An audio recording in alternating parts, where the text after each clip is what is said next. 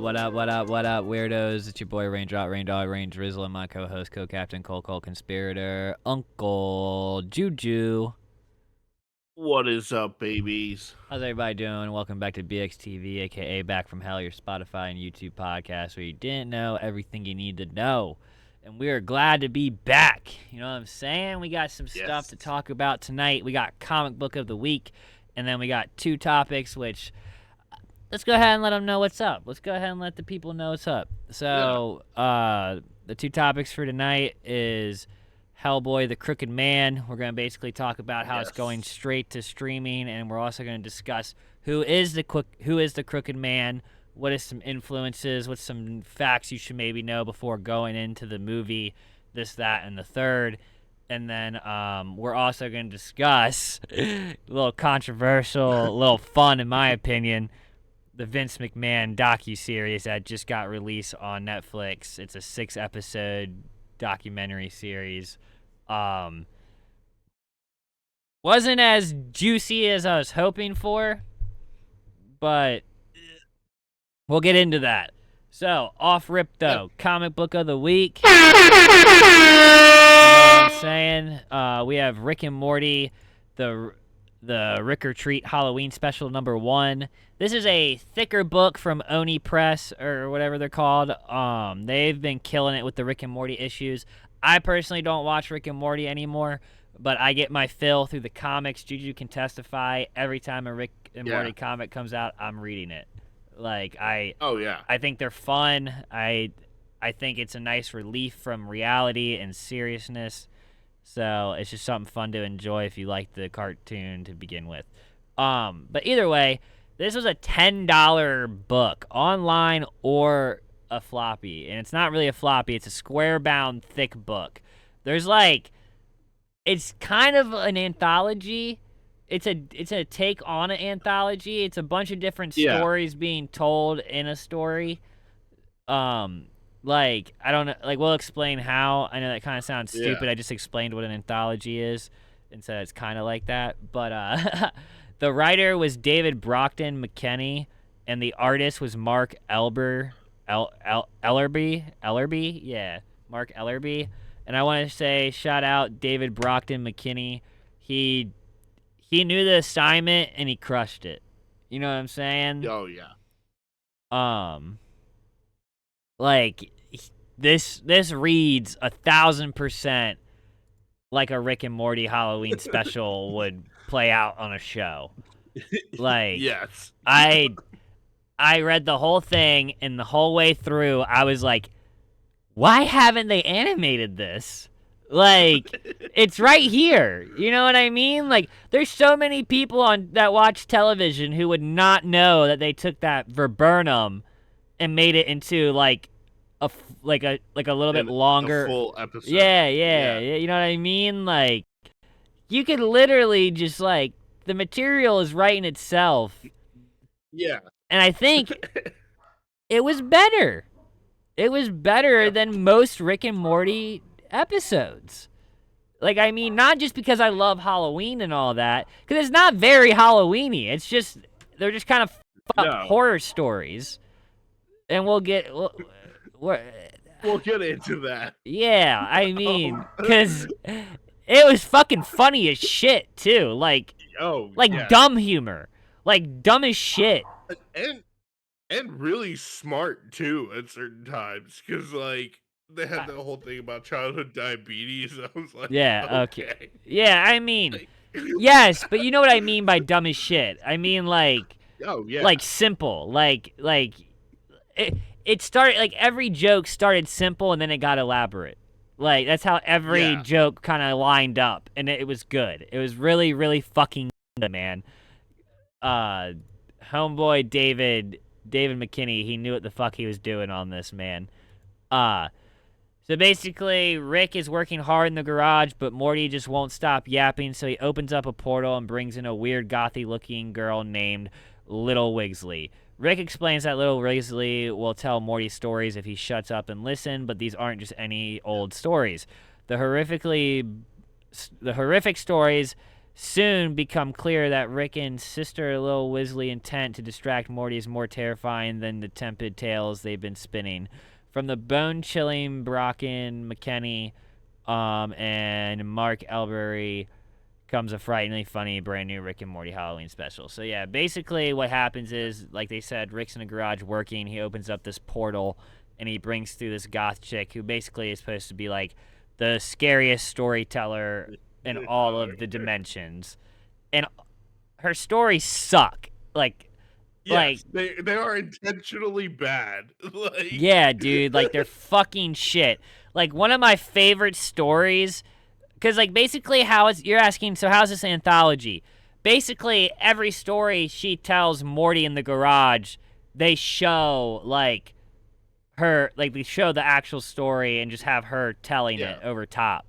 So it's like, so there's like a bunch of different of those that she tells Morty, but there's always a plot twist on some of them. You know what I mean? And yeah. basically the first one, my second favorite story in the anthology was Butter Watch Out. I love the names of all the stories, by the way. Oh yeah, puns galore. Yes, yes. Puns Butter Watch galore. Out. Basically, Summer and her friends they lock themselves in a department store that's like giant like household items and shit like that, like giant Yeah, microwave, giant blender. Basically, her friends think they see a killer or something. So her friend pulls a scary movie and is running from the killer and is like throwing herself off a balcony so he doesn't kill her. She wants to kill herself instead, and she lands in a blender and she's like, "Oh, I'm safe." And the blender turns on and it's on like mix mode and it blends her to shit. And then her other friend gets locked in a fucking microwave and he's like, I'm safe, Summer." And then he starts to boil, like, or get, it says Gremlin yeah, it on sends the gremlin. screen. And his skin starts to like boil and pop, and then he just explodes.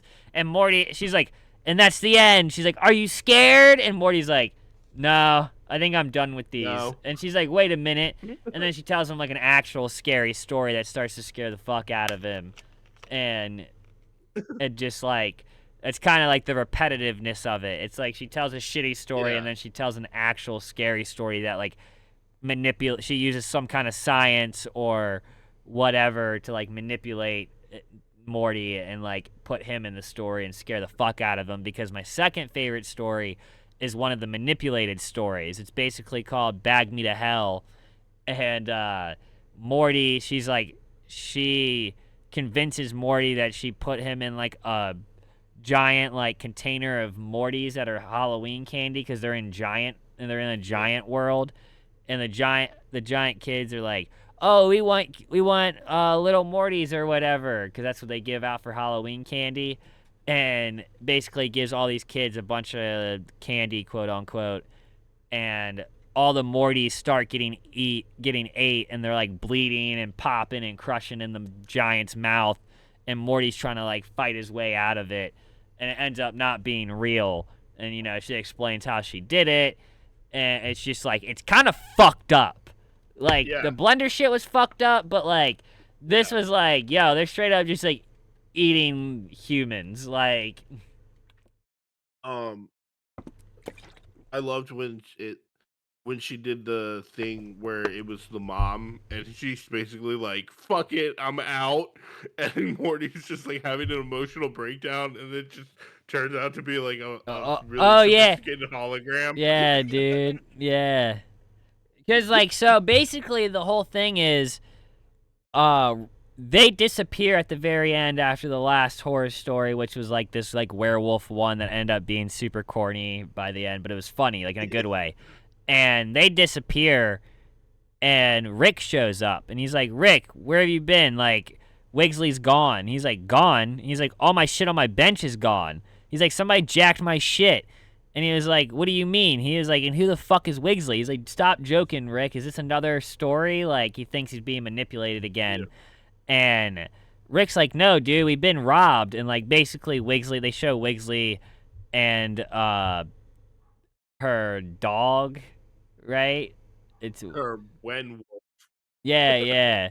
And they go through the portal and they're they have all of Rick's shit, and they're like, our plan worked to distract Rick and Morty to get all the supplies. Like, what'd you get? And then basically you find out that because Rick and Morty's a multiverse. There's a bunch of different. He has a portal gun.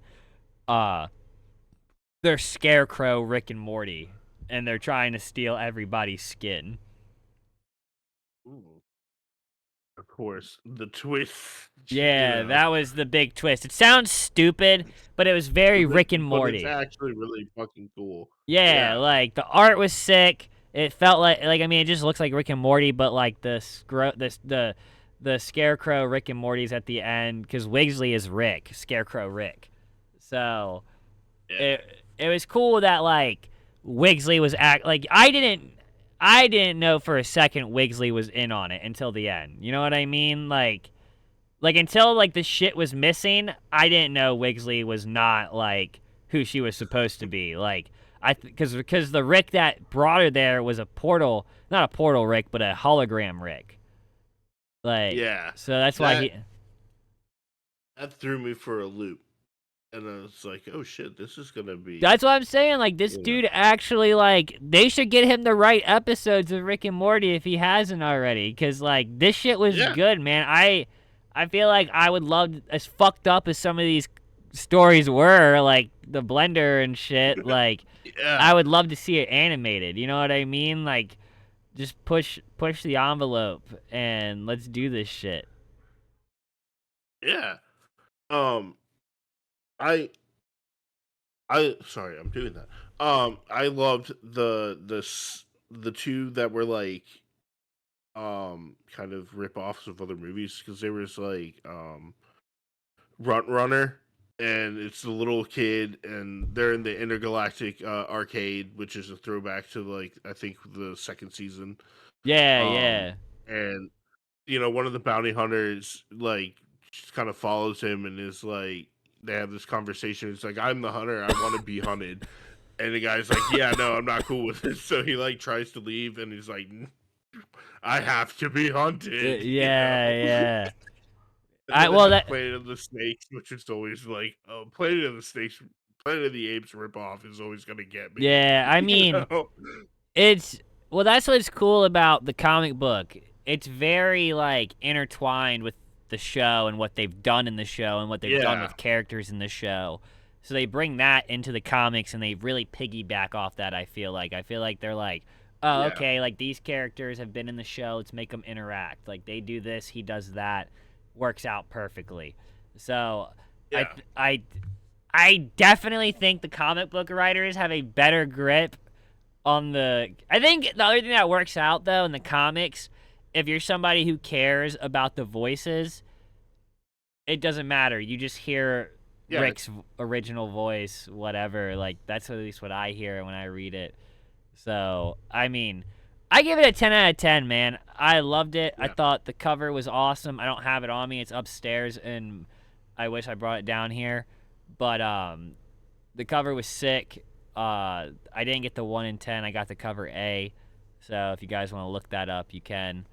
Um, but yeah, dude, I give it a 10.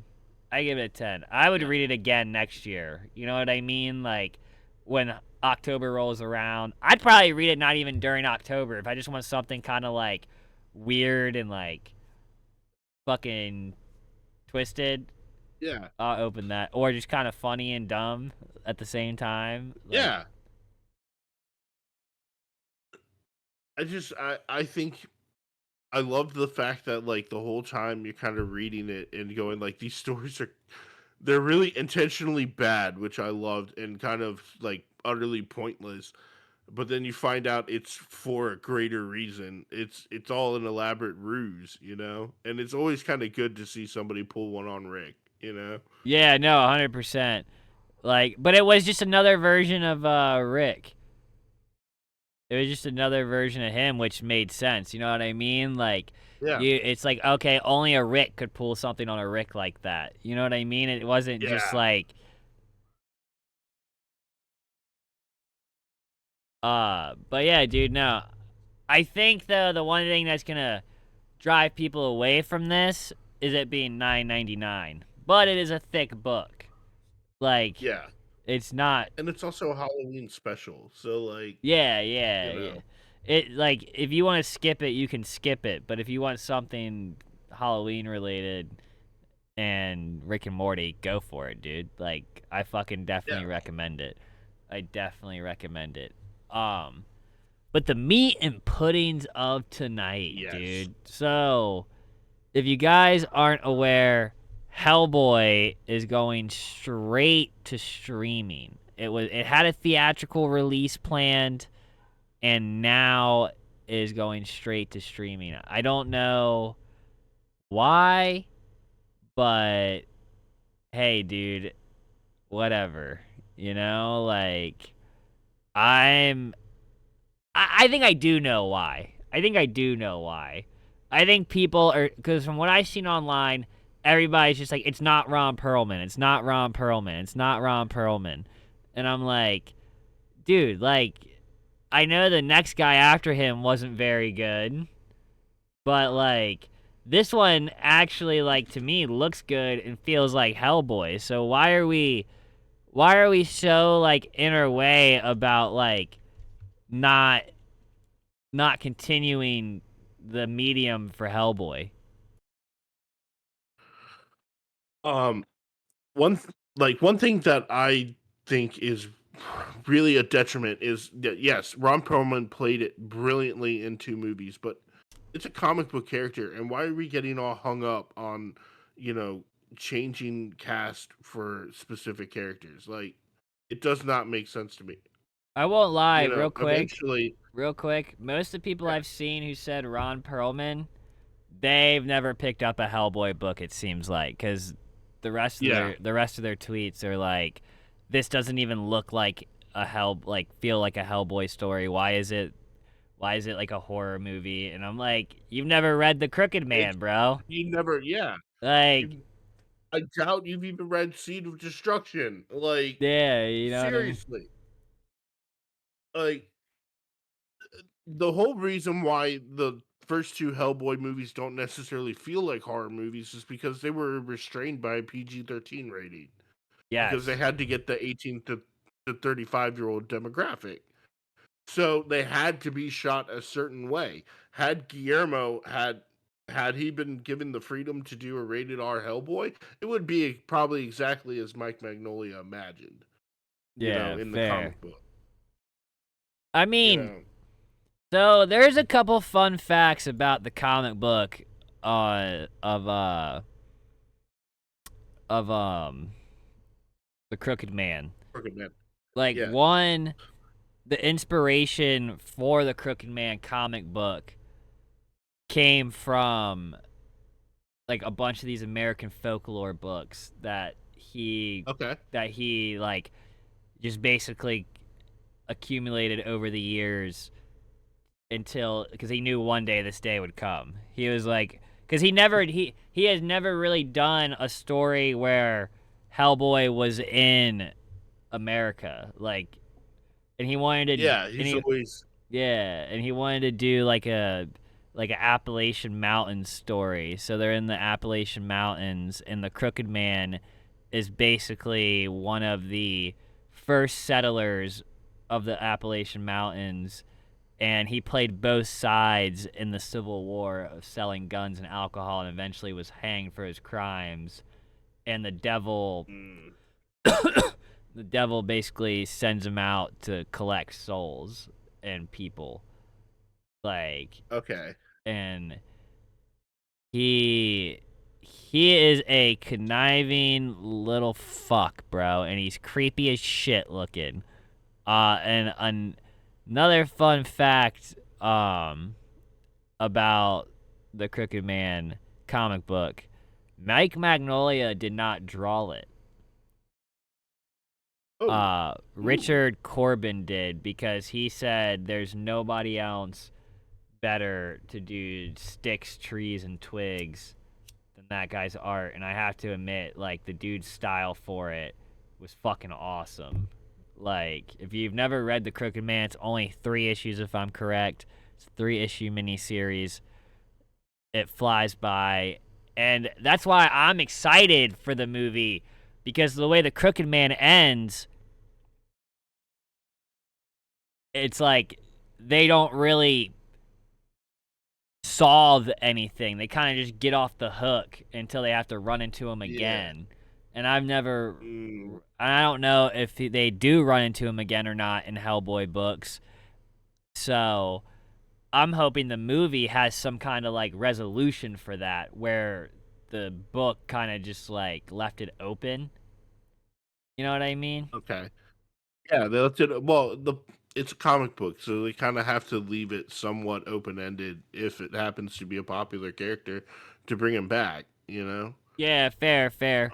Um. But I will say I saw a couple spoiler clips on accident that I didn't want to see, and it looks like they're adapting this like to the T. Like Oh, good.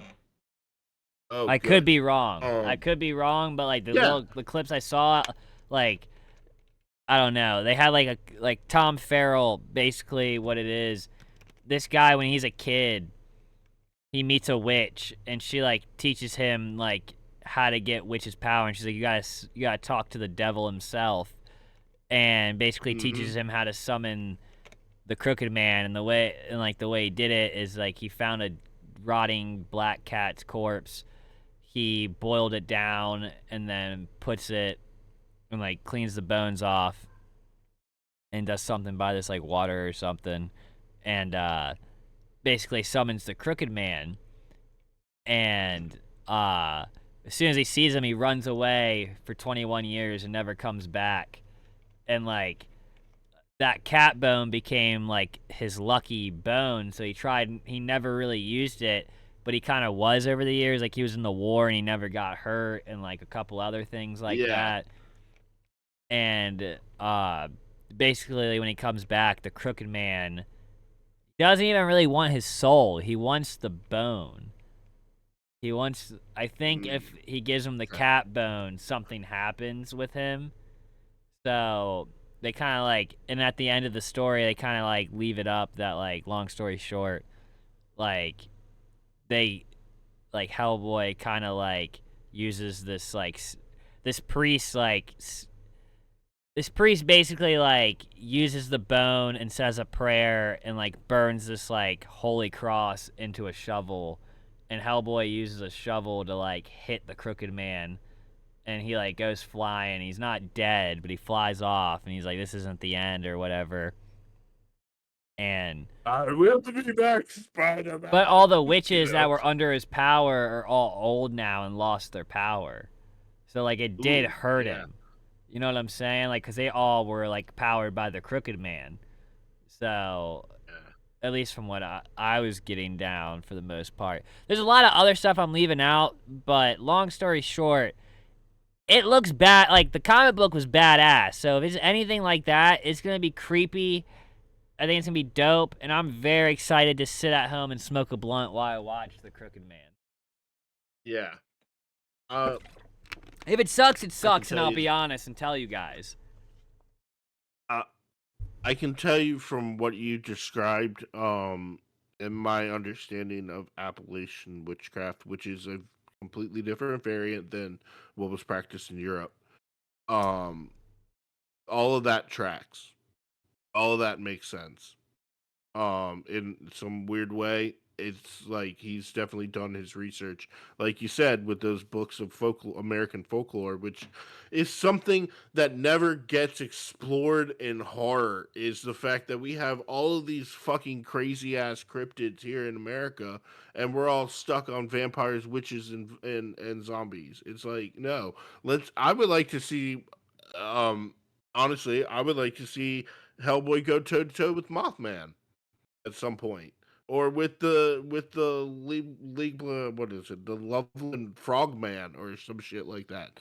You know, Okay, every state yeah, has their yeah, fucking yeah. monsters. You know, Just him going state to state dealing with yeah, cryptids. and I love good old Americana.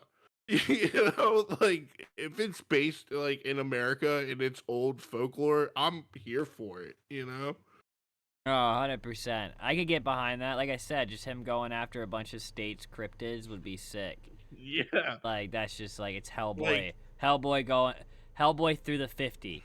You know what I'm saying? Like, he just goes through all yeah, 50 like states. Like, You could do 50 issues, different cryptid for each issue for each state. Yeah, I mean they're.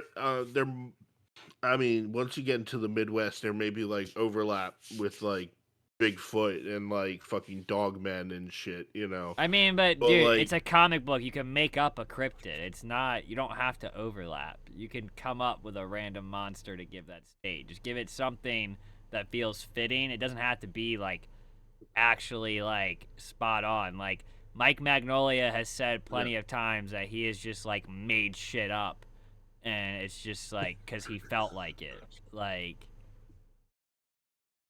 true, true. I mean, I'm a little bit more prosaic in that like I would like to shout out the I know, but I'm the like saying kind of the though, real like you're source. limiting So, yourself with 50 states if you do that. So it's like that's why as a comic book writer, you gotta think outside the box and change it up. Like, nor yeah, fair, typical is fair. boring. Typical is boring, Yeah, brother. Especially with comic books, you gotta be outside. I feel like you gotta be outside the box. But either way, I'm excited for the Crooked Man. I think people are way too harped up on it not being Ron Perlman. Like you knew it wasn't gonna be Ron yeah, no, Perlman. that's a So stupid hang up. just like get over it, bro. Like I think the dude looks like Hellboy. Like he looks comic accurate as Yeah, Hellboy. Like he may not be as big, but like he looks like Hellboy. Like yeah, like they did a good job with the makeup, or I don't know if it's even like digital effects or if it's a combination of both. But it looks fucking great. Um, like I'm I was looking forward to go and see it in the movie theater, but streaming makes sense in a way that they're probably gonna reach.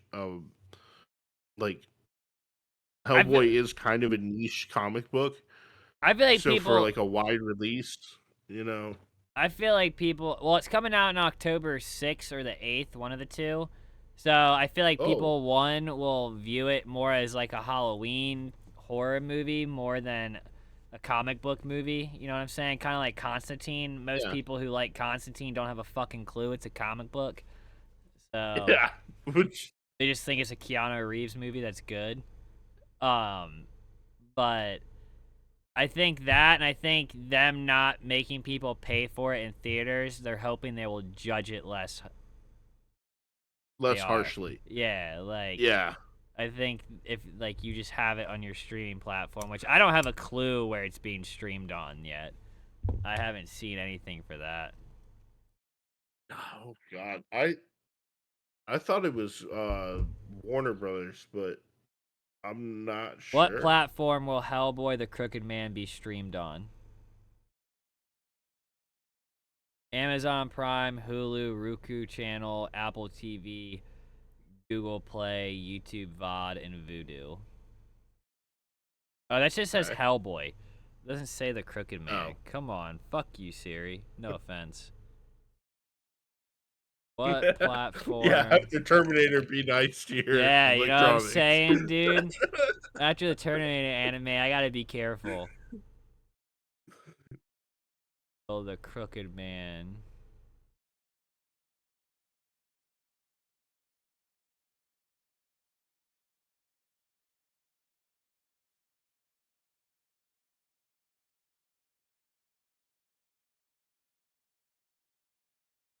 Guess Hulu.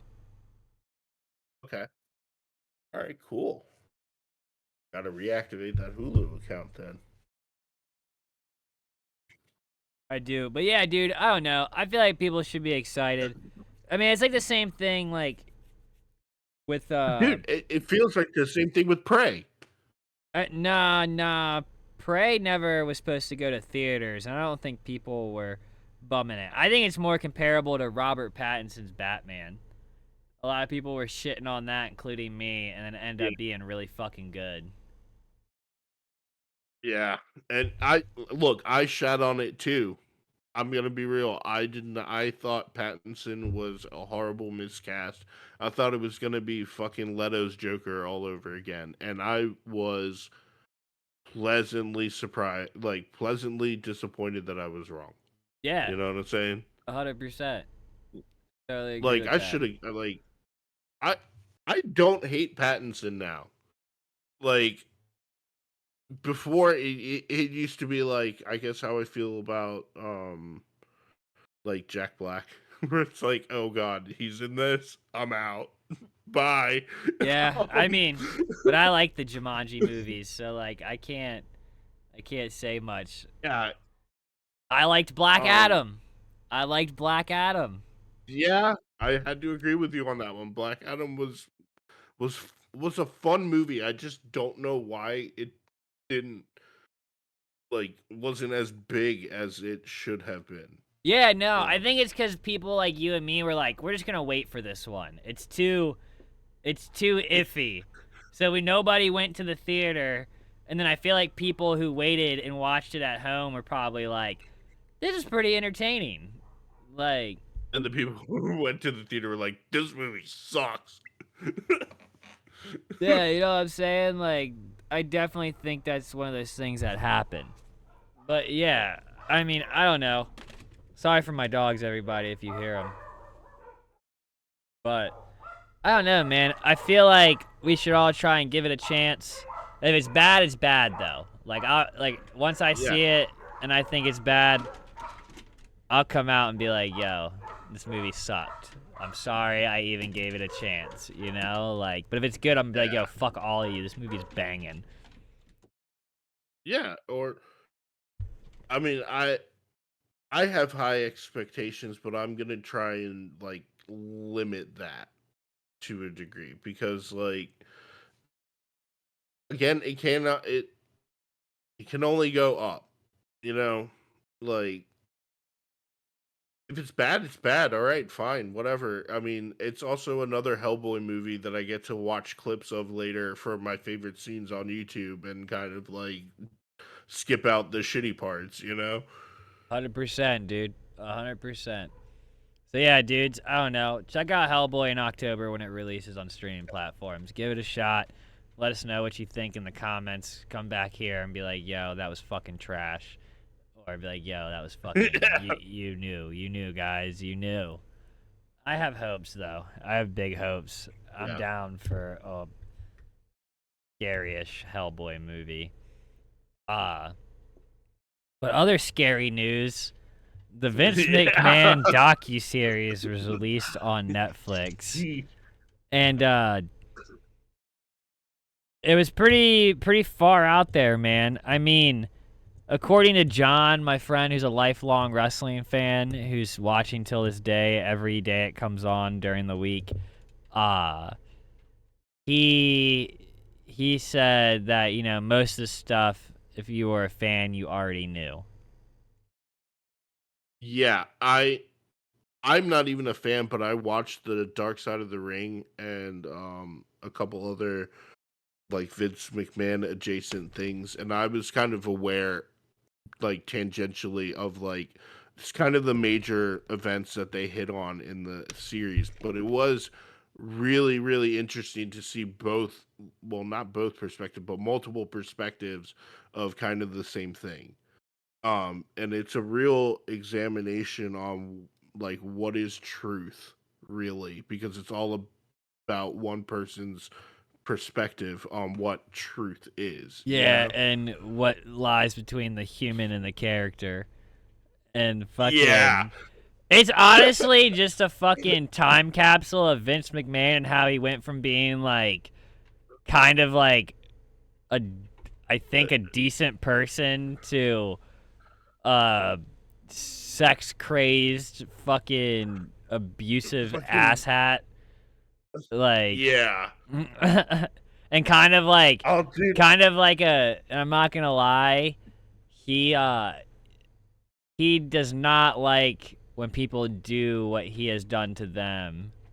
You know what I mean? Like, they talk about how he poached everybody from all these territories, and then when WCW did it to him, he CW's literally yeah. says on camera it wasn't the same, and they were like, "All right, for real? Like, how was it not the same?" And it was like he didn't really come up with a legitimate answer, you know? Like, Yeah, no. he just like he just steamrolled past the fucking question, you know? Yeah, Like 100%. 100% um one thing that I was just like, holy shit, like, not again, not that this excuses any of the behavior, but I was like, you know what? You got a point there, bud. Was when they were talking about his relationship with his dad and how, like, basically they were like, when fathers and sons like try to work together, the dad always thinks that it's gonna be hunky dory and everything's gonna be fine, and the son wants to come in and make like serious changes, and the father's just so resistant on it, it never works. And I'm like, a fucking example of that. God damn it. I was like, that is so fucking true. Like, Yeah. I mean, it's crazy that he bought so his dad that out. got to me. Yeah. And And then like, he sidelined his son like completely. Like yeah. Yeah, dude. And he told his son straight up, you're gonna have to take a knife and stab it in my fucking chest. Just yeah. like I did my dad. Like, because I'm gonna have to be dead for you to like get the changes you Yeah. want or the decision you want. And it's just like, yo, dude's a lunatic.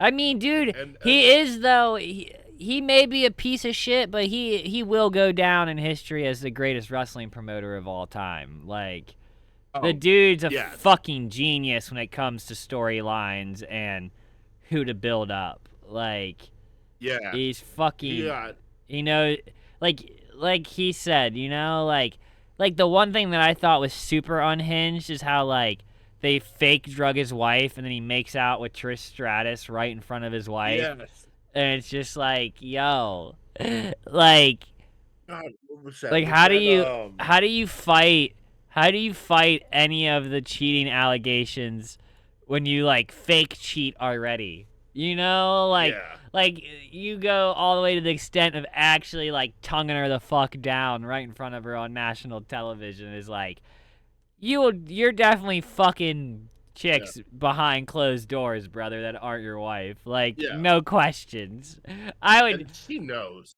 She knows about Oh, it. I mean, he gets Like caught she knew eventually, about and like he admits it. it. Like Yeah. he talks about it, and it's just like, and he talks about he mentioned a lot how he like. I have no problems with people like thinking about sex all the time, but they're like, "Who's Vince McMahon?" And he like made it a point that like he's like a man who thinks about sex. Yeah. I He's was like like, over I was like, you you're know, really thinking not all helping yourself, dude. yeah, Because like dude. all these And the interviews fact took that place before these current allegations, yeah. so And it's like this just is not aging well, brother. Like this is yeah, no. not aging No. well. Oh, dude, one of the funniest things was that, like, I think they asked, like, Hulk Hogan, is like, "What's it gonna take for Vince to retire?" He's like, "A nuclear bomb." And then Yeah. it's like, boom, 2021, Vince retires. Yeah, pretty much. I was kind of mad that everybody was a bitch other than like one or two people to like really like say how they felt about Vince. I think it's just because Yeah. like when they were recording it, they didn't know like where he stand and Oh, yeah. Where yeah. all that shit and then the guy at the end who was just like, he's like, "You've seen several episodes of the show," and he's like, "I think it's a hit piece." It's like, dude, That dude's in the indictment, the new indictment. That's why. That's because he's a Vince fucking cult following he's dick sucker, dude. Like yeah, he's in the he's a indictment. toady. Yeah, so like he's obviously not gonna say Vince does anything wrong when he clearly like probably does wrong shit with Vince McMahon. Like, Yeah. and the other crazy thing, I lost a lot of respect for Stone Cold Steve Austin when he said he didn't believe in CTE. I was like, Okay, yeah, that I was I was just like, like, "Dude, what?" dude, I was like, I love you, man, but like, you're a fucking idiot. Like, you're a No, big fucking because idiot. I remember I remember when the Chris Benoit stuff went down, they did the brain scan. I remember that because I Yeah. remember distinctly there was a doctor on CNN who literally said this guy's brain was like Swiss cheese. Well, it's the guy that was in the interview. He literally studied his brain. The guy that they Yeah, interviewed on the docuseries was a wrestler who got injured like immediately and went into like he already had a degree from Harvard before he was a yeah, wrestler. So which is fucking insane, by the way. yeah, like, and then he studied Chris Benoit's brain, and it's just like you're gonna say you don't believe in it, but there's proof right here. Like, this isn't Yeah, supposed to be in your brain. This isn't supposed to be in your brain. Like, what are like I mean, what are you talking about, Stone Cold? Like, I guess it's if Stone Cold. You know why? Cause oh, hold Steve Austin. Stone Cold said so, or whatever his fucking Shut quote the was. fuck up. Go back to your Broken Bone Ranch or whatever the fuck you call that. Man, and that's what sucks though is that he's so cool on Instagram, but he's such an idiot apparently. Like, And cause nah, dude, that. I follow him on Instagram. Like, he's funny as shit. Like, he has this cat Poncho that hangs out on the ranch, dude. Everybody knows Poncho. Poncho's famous as fuck. But yeah, he's a fucking moron apparently. I took too many to the head apparently. Nah, dude, like that was funny because like when they started talking about the what was it Attitude Era, like Yeah. that was when I became aware of wrestling as like a thing and kind of like I remember like seeing the promotions and like, seeing matches on TV and like, it was Stone Cold Steve Austin, fucking Undertaker and early John Cena. Yeah, Like yeah, yeah, yeah. that was and when they were talking about like how the era before that was like just so wild and out of pocket, I was like, this is exactly why my mom didn't want me to watch wrestling. Because it was like that and I missed out on it. Yeah, If I no, had been a little bit older back then, I would have been a wrestling fan. no, You 100%. know, I was a wrestling fan off rip. Like, I loved wrestling, dude. Like, it took one episode of wrestling and I was like, yeah, I'm fucking in this yeah. shit. And I mean, I was probably I loved like how they. I was probably 8 or 9 when I got into wrestling. And I So got you out of got into it real early, yeah. yeah, yeah, and I got out of it at like 13. That was probably when like I officially was like I think I touched like my first pair of boobs when I was like And and I was just like, "Oh, okay. Like I don't want to play with these okay. anymore. Like I want to play with these." Like, I was like, "I like the squishy toy." Yeah. You're making up for lost time now. Yeah, like yeah, I was like, "I'm so sorry I turned my back on you. I'm so sorry." Oh, I haven't told You're a Emma. rock action figure. Yeah, dude. I haven't told Emma.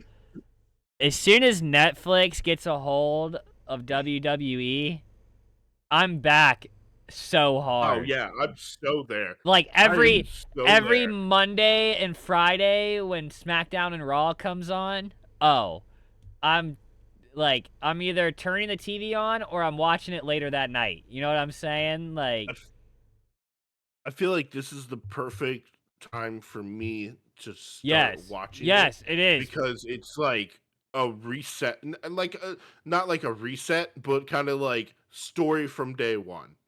No, Like it's also WWE from what I've been seeing. I wish John was here because yeah, he would have really good insight. WWE is kind of like in a period where they're introducing new people and new factions or fractions or whatever, yeah, and they're kind of like shifting gears once it like they said once they hit Netflix they're gonna shift gears to a more adult tone again and stuff like that. So I mean, Yeah, and they already are. So I think yes, like right now would be the perfect time. I mean, you have Peacock though, so you could watch this yeah, shit already. yeah. Um, but again, like I just kind of feel like it's the beginning of a new era, and I want to be there for it. Yeah, You know? 100%. You want to see what goes down and be there from day Yeah, one. So when it gets really fucking fire and everybody starts jumping in, you can be like, "Bitch, I watched this get made." Like, and yeah. John's just gonna be sitting there with his arms crossed, shaking his head, like, "I've been told you so. I've been told you Like, so." That's yeah, why I'm watching all the pay-per-views now because like I at least want to see like the super big moments. You know what I mean? Like I want to see yeah, like the gnarly like feuds go down and like the end of the feuds and like the hype of the feuds and like I'm not seeing the in-betweens and stuff, but like I'm seeing like yeah, the real emotional ass fights and stuff. So like I don't know. It's been so fun to get back into it though cuz like for people like you yeah, and me, this is our football. This is literally yeah, our football. We fall in love with a character, a couple characters, and then like that's our team, and you root for that person. You know what I mean? Like yeah, and it's just like, you know, it's scripted, but like it's just an escape. You know, like anything else. yeah. Like, It's like watching a Rocky movie. Like the way I would describe, like even like Hollywood Hulk Hogan when he went up against Iron Sheik. It's literally watching Rocky versus fucking Ivan Drago in a ring live being the yeah, yeah, operative term. yeah, But yeah. it's still the same, like, yeah, let's go. I want to see this asshole get like hit with a fucking chair and beat to shit and like, make it look real, guys. you know? No, 100%, dude. 100%. I'm right there with you though, dude. So yeah, dudes, if you can take anything away from it, it Vince is kind of a piece of shit. Not kind of, but is. And it turned Juju into a wrestling fan because he saw that Stephanie McMahon and Triple H are handling the business extremely Yeah. well and that it's Like, in good hands and that if anything maybe give their version of wrestling a shot. yeah. You know, like Um, before you write it off, you know, like yeah. as like, oh, I can't touch this Vince McMahon. It's like, no, dude, like these No, people. it's like it's like Dan Schneider's Nickelodeon and after Dan Schneider. Like Yes, day and night. yes, One thing though that I was actually kind of like, all right, you know what? Cool. Was that Vince was like, okay, they said CTE, but we wanted to rule out steroids, and he just went crazy. But then it was like, okay, well, maybe concussions are a fucking thing, and we should do something about it. So they actually like started banning certain moves yeah, yeah, and yeah. No headshots with educating the chairs. wrestlers. Yeah.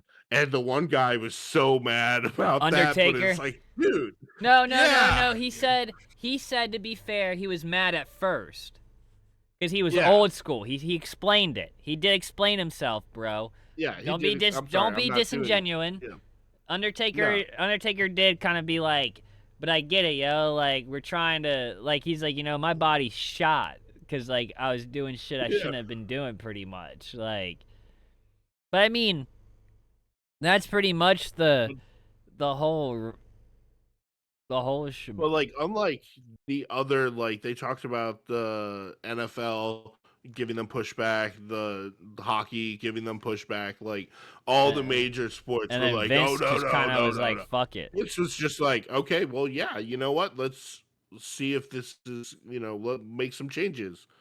The fact that he was the one that did, I'm like, okay, this doesn't erase all the other bullshit, but at least you've come so far to be like, hey, why are all my wrestlers dying? Yeah, You no, know? 100%. And he was explaining, all that shit. But yeah, dudes, I definitely think you should check out the Vince docuseries if you're not a wrestling fan or if you are. It was very interesting. It gave a really good perspective on wrestling in general. Kind of showed you like how it works, the ins and outs and everything, and more deeper look. And I enjoyed it. So yeah. What about you, Juju? You recommend it? Oh, I give it a thumbs way up. I put this and Dark Side of the Rings as a must watch for wrestlers and non wrestlers, just to kind of understand what wrestling is and how it can be better. Yeah, a hundred You know? percent, 100%. But with that being said, dudes, I hope you guys enjoyed what we did. You know what I'm saying? We'll be back next week. You know what I'm saying? And we also go live on Twitch every Friday and Saturday at 12 a.m. Eastern Yep. Standard Time. That is 12 a.m. Eastern Standard Time. So remember, never offended, always recommended. And you guys have a good day or night wherever you are. Peace.